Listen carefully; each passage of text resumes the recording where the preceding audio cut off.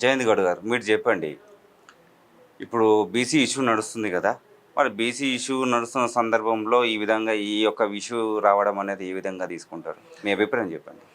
ఇప్పుడు రాజకీయ నాయకులు ఏం చేస్తారంటే ఈ ఇష్యూ ఇప్పుడు తెలంగాణ కానీ తెలంగాణ నుంచి భారతదేశ వ్యాప్తంగా బీసీలకు రిజర్వేషన్ అని 42% రిజర్వేషన్ అని స్థానిక సంస్థలలో ఇంచుమించు ఓకే అయిపోయింది. నెక్స్ట్ బీసీలకు చట్టసభలలో జనాభా ప్రకారంగా ఉండాలని చెప్పి అంటున్నాం. భారతదేశంలో దాదాపు 140 కోట్ల మందిలో దాదాపు 100 కోట్ల మందికి బీసీలు ఉంటారు. ఇక్కడ 70-80 కోట్ల మంది బీసీలు ఉంటారు. వాళ్ళ మెయిన్ కోరిక ఏంటంటే జనాభాలో మేము ఎంత ఉన్నాము, మైనార్టీలు 3% ఉన్న వాళ్ళు 2% ఉన్న వాళ్ళు మెజార్టీ ఎంపీలు ఉన్నారు. దేశవ్యాప్తంగా తెలంగాణ నుంచి స్టార్ట్ అయిందంటే భారతదేశం మొత్తం ఇది ఇష్యూ అవుతుంది. ఇష్యూ అవుతుందని చెప్పేసి డైవర్షన్ చేస్తారు. వీళ్ళు డైవర్షన్ చేసి ఏం చేస్తారంటే ఒక అవకాశం వాడుకొని దీన్ని ఒక తెలివి లేనోడు వాడు వీడు రాస్తారు ఒకరు చేస్తారు, వాని జగని బొమ్మలు తలగ పెడతారు, వాళ్ళు వీళ్ళ బొమ్మలు తలగ పెడతారు, మన పిచ్చోళ్ళని చేస్తారు.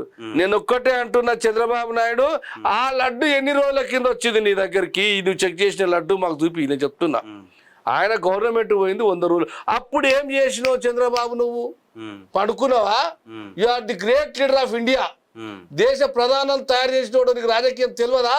ఆ పిల్లగాడు తప్పు చేస్తున్నప్పుడు, తిరుపతిలో కుట్ర జరుగుతున్నప్పుడు నీ సైన్యం ఎక్కడ పోయింది? జగన్మోహన్ రెడ్డి. పిల్లగాడ కాకపోతే పెద్దోడా నా ముంగట?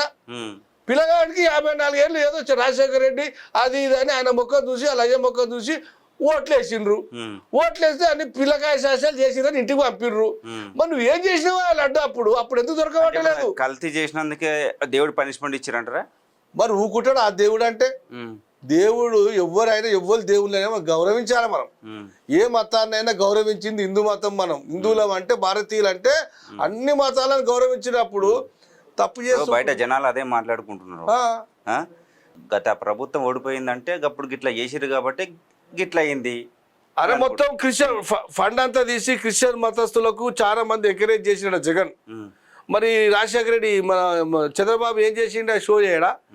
చంద్రబాబు నాయుడు నిన్ను జైలుకు పంపినందుకే నువ్వు హీరో అయినావు, పంపినోడు జీరో అయింది. అలా జగన్ అనే పిల్లగాడు ఒక ముఖ్యమంత్రి నిన్ను జైలుకు పంపినందుకే నేను కూడా ఒక స్టేట్మెంట్ ఇచ్చిన. నేను హీరో సుమ నుండి ఫిలిం నగలరా పైడి చేయరాదు జన్మదినం నాడు మిస్టర్ జగన్ నువ్వు అంత పెద్ద నాయకుడిని జైలు ఎట్లా పెడతావు బిడ్డ? నీ తప్పురా బాబు. 14 ఏళ్ళు ముఖ్యమంత్రి చేసిన మొనగాన్ని నువ్వు జైలు ఎట్లా పెట్టినావు బిడ్డ? నీ వార్నింగ్ ఇచ్చిన. ఏ జగన్, చంద్రబాబు నాయుడు గినుక నీకు 2 నెలలు టైం ఇస్తున్నా. చంద్రబాబు గారు తప్పు లేదంటారా? తప్పు లేకుండా జైలు పంపించారంటావా? అనవసరమైన విషయాలు అవన్నీ. అనవసరంగా ఆయన జైలు పంపినందుకు మేమేమన్నాము తెలుసా? మిస్టర్ జగన్, నేను 1,00,000 మందిని తీసుకొని హైదరాబాద్కి వచ్చి నీ జైలు గోడలు బద్దలు కొడతా నా కొడక. వార్నింగ్ ఇచ్చిందో లేదో చూసుకోర్రి. ఇవాళ ఒక పెద్ద మనిషిని ఎందుక పాపము ఆయన లడ్డు వ్యవహారం వచ్చిందంట బయటికి.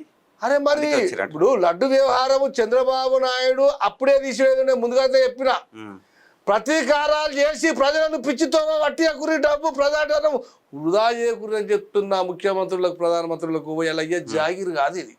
ప్రజాధనం ఇష్టం వచ్చినట్టు కార్యక్రమాలు చేసి ప్రజలను ఇటు డైవర్జన్ చేసి ప్రజలను అటు డైవర్జన్ చేస్తే ఎవరు నమ్మడు. ఎవరికైనా ప్రజలు శిక్ష చేస్తారు. 175 సీట్లు గెలుస్తా, 175 సీట్లు గెలుస్తా అంటే కూడా 175 గెలిచినాడ్రా బాబు. ఇన్నవా? అయిపోయా. ఎన్ని 11కి వస్తుంది అంటే పిల్లగాళ్ళ చేష్టలు చేస్తారు. యువకులకు అధికారం ఇస్తే పిల్లల చేష్టలు చేస్తే ప్రజలు ఏం చేస్తారు? ఇంటికి పంపుతారు. ఎన్నికల కథన రంగంలో ఓడగొట్టి ఇంటికి పంపుతారు. అది అందరికి ఇరుకున్న సంగతే. క్యూ న్యూస్ ఛానల్లో పనిచేయటకు అనుభవం గల సీనియర్ వీడియో ఎడిటర్స్ కావాలను సంప్రదించవలసిన నెంబర్ 8688926084. qnewsads@gmail.com ను సంప్రదించండి. లైక్ చేయండి.